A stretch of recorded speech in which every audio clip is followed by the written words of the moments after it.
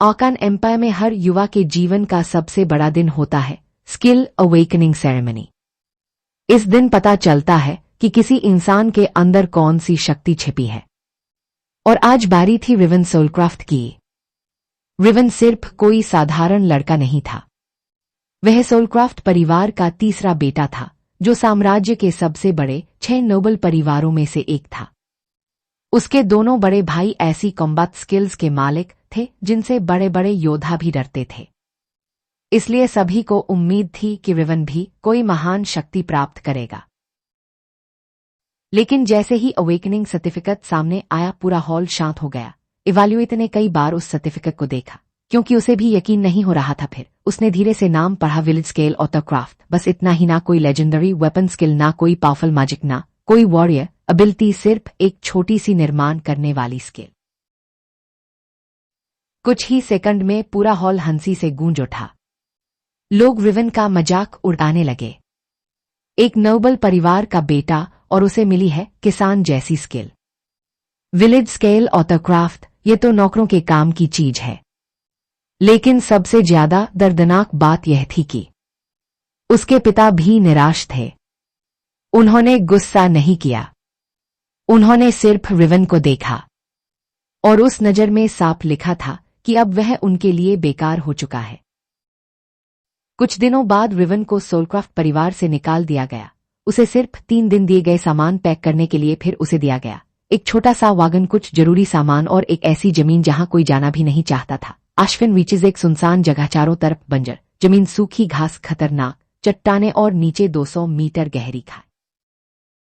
रिवन के साथ सिर्फ एक इंसान गया, में उसकी पुरानी साथी और सेविका। वह चाहती तो वापस जा सकती थी, लेकिन उसने रिवन को अकेला नहीं छोड़ा। 4 दिन की यात्रा के बाद दोनों आश्विन रीच पहुंचे, जहां उनका स्वागत किसी महल ने नहीं बल्कि टूटे हुए पुराने वॉच और वीरान जमीन ने किया। रिवन ने अपनी स्किल को देखा, विलेज स्केल ऑटोक्राफ्ट। उसे भी लगता था कि शायद यह सच में बेकार है, लेकिन फिर उसने एक बार कोशिश करने का फैसला किया। उसने अपना हाथ जमीन पर रखा और उसी पल कुछ ऐसा हुआ जिसकी किसी ने कल्पना भी नहीं की थी।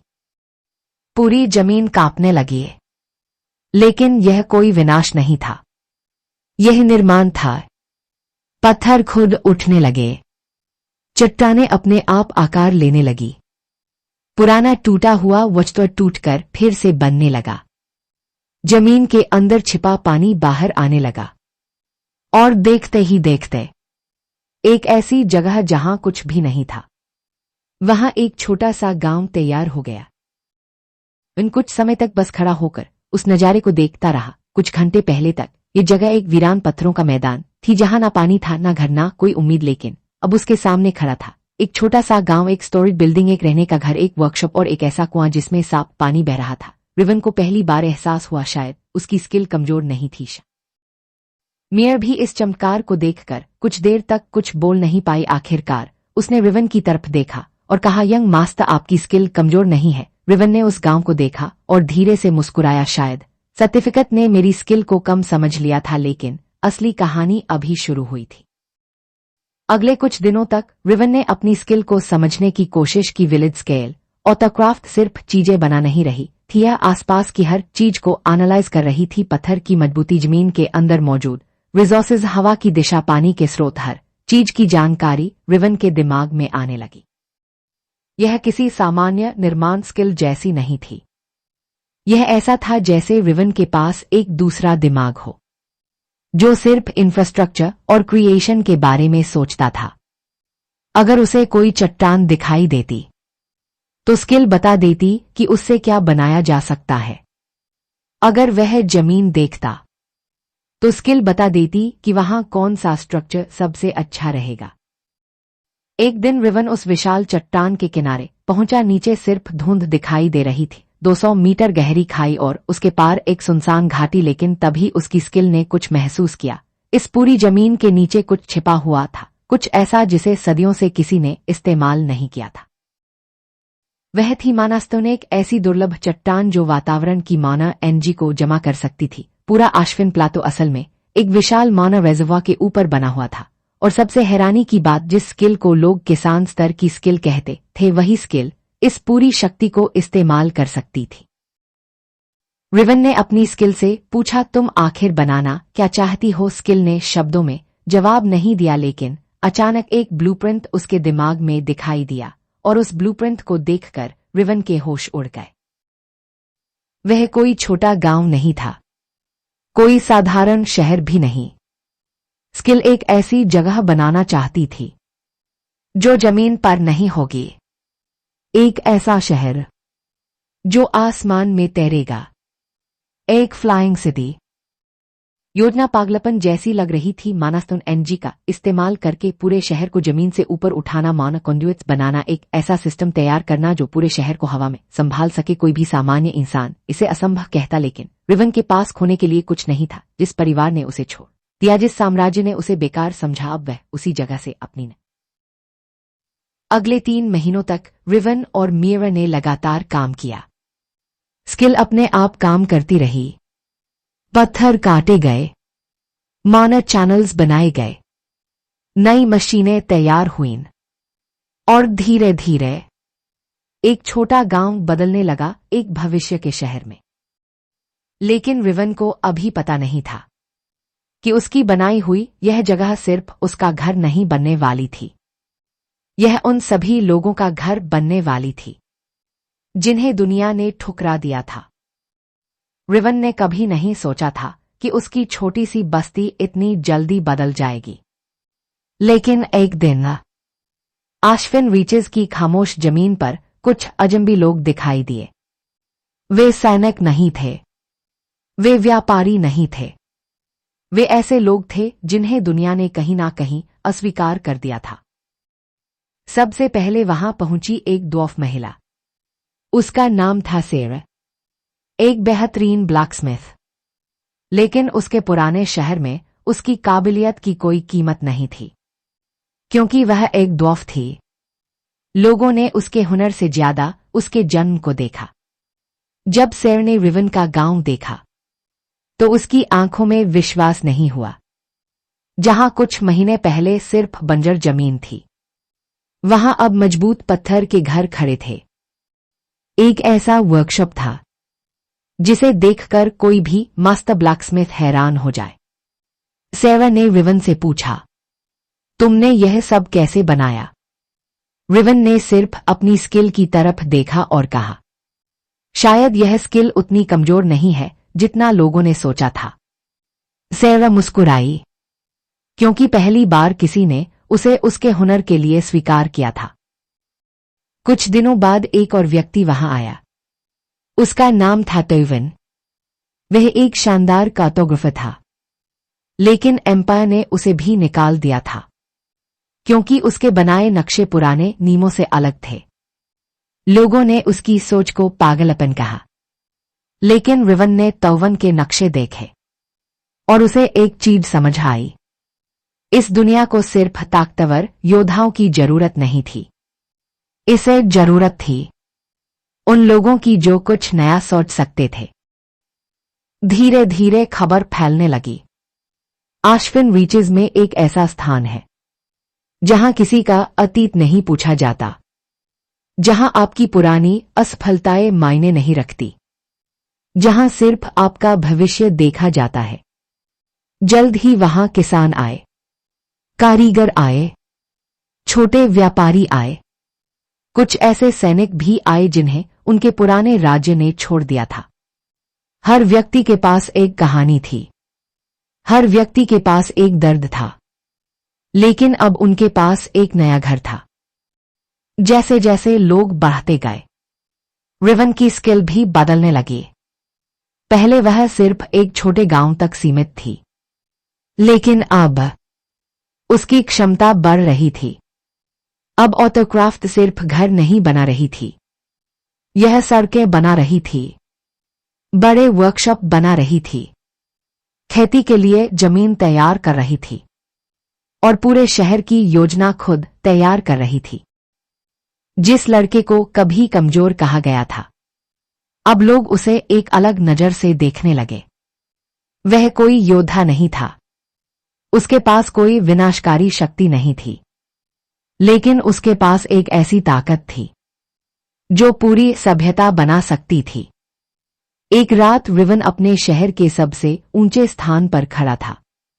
नीचे हजारों लोग अपना नया जीवन जी रहे थे, लेकिन उसके दिमाग में अभी भी वही सपना था। एक ऐसा शहर जो सिर्फ जमीन पर नहीं होगा, बल्कि आसमान में उड़ता होगा।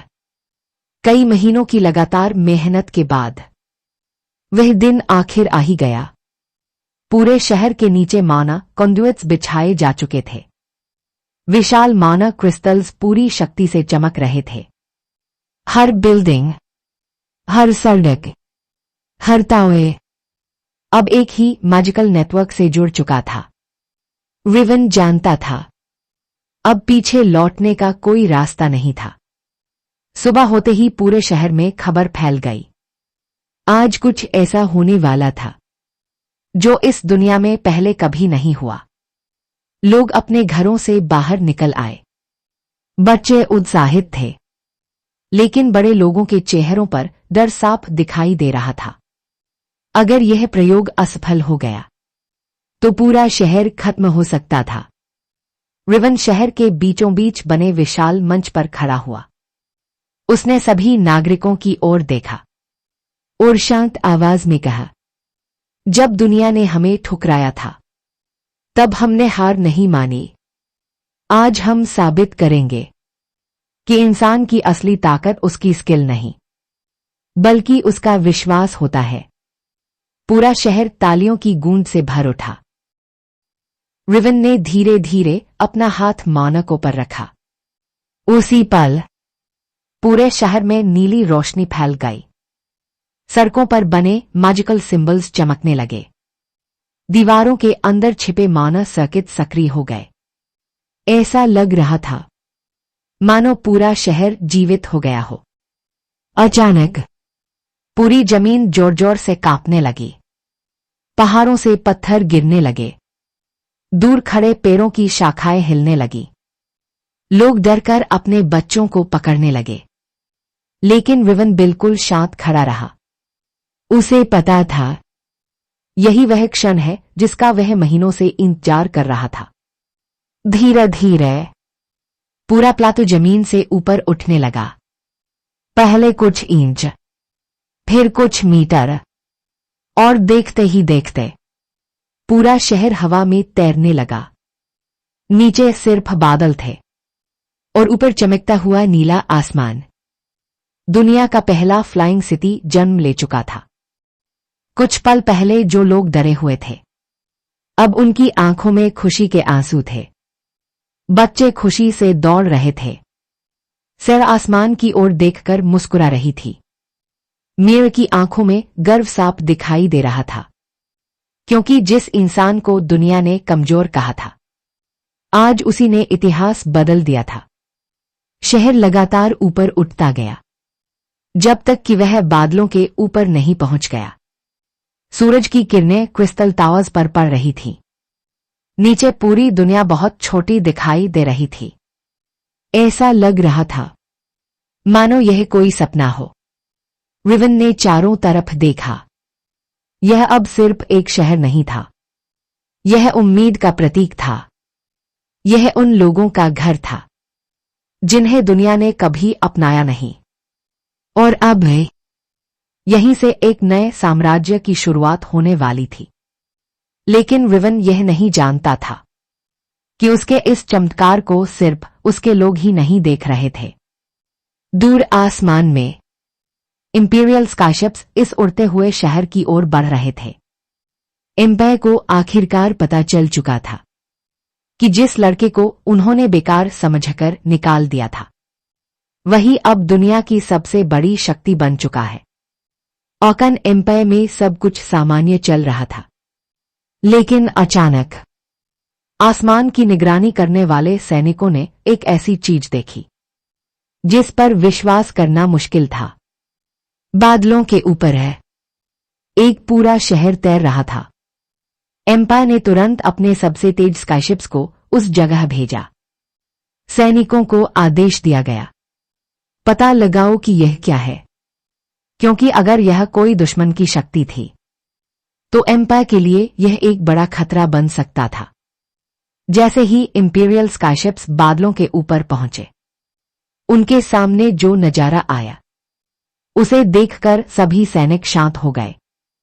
एक विशाल शहर क्रिस्टल टावर्स से चमकता हुआ, आसमान में तैरता हुआ, ऐसा दृश्य जिसे उन्होंने सिर्फ कहानियों में सुना था।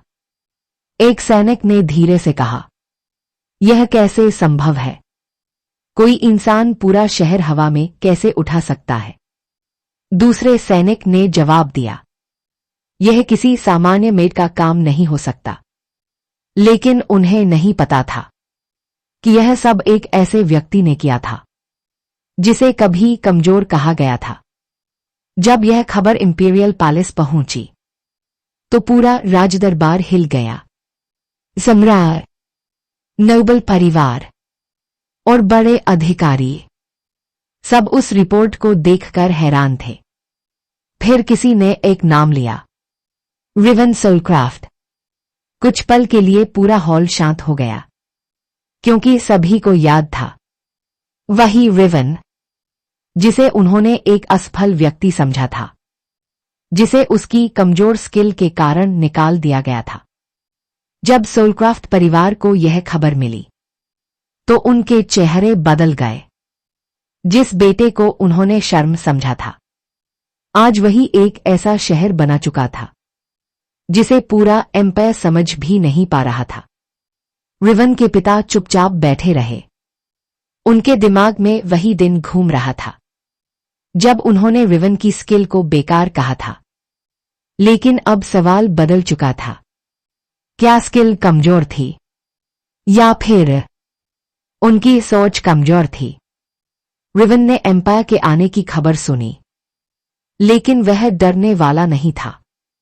उसने अपने लोगों से कहा, हमने यह शहर युद्ध के लिए नहीं बनाया, हमने इसे उन लोगों के लिए बनाया है जिन्हें कहीं जगह नहीं मिली। अब दुनिया के सामने एक नया नाम था, स्काई किंगडम। एक ऐसा स्थान जहां शक्ति का मतलब विनाश नहीं बल्कि निर्माण था, और इसके केंद्र में था एक ऐसा इंसान जिसकी सबसे बड़ी ताकत उसकी क्रिएशन थी। लेकिन एम्पायर इतनी आसानी से पीछे हटने वाला नहीं था, क्योंकि दुनिया में पहली बार एक ऐसा शहर बना था जो किसी राजा के नियंत्रण में नहीं था। और अब शुरू होने वाली थी रिवन सोलक्राफ्ट और पूरी दुनिया के बीच एक नई कहानी। कुछ समय पहले तक रिवन एक ऐसा लड़का था जिसे कोई महत्व नहीं देता था, जिसके पास ना कोई युद्ध करने वाली शक्ति थी, ना कोई प्रसिद्ध नाम। लेकिन आज वही इंसान एक पूरे शहर का निर्माता था। एक ऐसा शहर जो बादलों के ऊपर खड़ा था। स्काई किंगडम में अब हजारों लोग रहने लगे थे, जो लोग कभी अलग अलग जगहों पर अस्वीकार किए गए थे। आज वही लोग इस नई दुनिया की नींव बना रहे थे। किसान अपनी नई जमीनों पर काम कर रहे थे, कारीगर नई चीजें बना रहे थे, ब्लैकस्मिथ नई तकनीक विकसित कर रहे थे, और हर कोई जानता था कि यह सब रिवन की वजह से संभव हुआ। लेकिन रिवन खुद जानता था कि उसकी सबसे बड़ी ताकत उसकी स्किल नहीं थी। उसकी असली ताकत थी लोगों पर विश्वास करना। क्योंकि अगर सेवर नहीं आती, अगर तोवन नहीं आता, अगर बाकी लोग उसका साथ नहीं देते, तो यह सपना कभी पूरा नहीं होता। अब विलेज स्केल ऑटोक्राफ्ट पहले जैसी नहीं रही थी, जो स्किल कभी सिर्फ एक छोटे गांव तक सीमित लगती थी। अब वह पूरे शहर को नियंत्रित कर सकती थी। नई इमारतें, नई मशीनें, नई ऊर्जा प्रणालियां, सब कुछ रिवन की सोच के अनुसार बनने लगा। एम्पायर के सामने अब दो रास्ते थे, या तो वे स्काई किंगडम से युद्ध करें, या फिर स्वीकार करें कि दुनिया बदल चुकी है। क्योंकि रिवन की शक्ति हथियार बनाने की नहीं थी, वह एक नई सभ्यता बनाने की शक्ति थी। एक दिन रिवन फिर उसी जगह खड़ा था, जहां कभी उसने अपना अपमान सहा था। उसे याद आया वह अवेकनिंग सेरेमनी, वह हंसी, वह दिन जब सभी ने कहा था कि वह असफल है। लेकिन अब उसी स्किल ने उसे इतिहास में अमर कर दिया था। रिवन ने अपने लोगों से कहा, किसी इंसान की कीमत उसकी शुरुआत से तय नहीं होती। कई बार दुनिया जिसे कमजोर समझती है वही सबसे बड़ा बदलाव लाता है। समय के साथ स्काई किंगडम सिर्फ एक शहर नहीं रहा, यह एक लेजेंड बन गया। दूर दूर के लोग आसमान की तरफ देखकर कहते थे, वहां एक ऐसा शहर है जिसे एक ऐसे इंसान ने बनाया था जिसकी स्किल को कभी बेकार कहा गया था। और इस तरह रिवन सोलक्राफ्ट की कहानी शुरू हुई। एक ऐसे लड़के की कहानी जिसे दुनिया ने ठुकराया, लेकिन जिसने अपनी मेहनत और विश्वास से एक पूरी नई दुनिया बना दी। क्योंकि कभी कभी सबसे कमजोर दिखने वाली शक्ति के अंदर ही सबसे बड़ा चमत्कार छिपा होता है। अगर आपको रिवन की यह कहानी पसंद आई तो वीडियो को लाइक करें और ऐसी ही शानदार मानव और फैंटेसी कहानियों के लिए चैनल को सब्सक्राइब जरूर करें। मिलते हैं अगली कहानी में, एक नई दुनिया और एक नए हीरो के साथ। दी सफेद।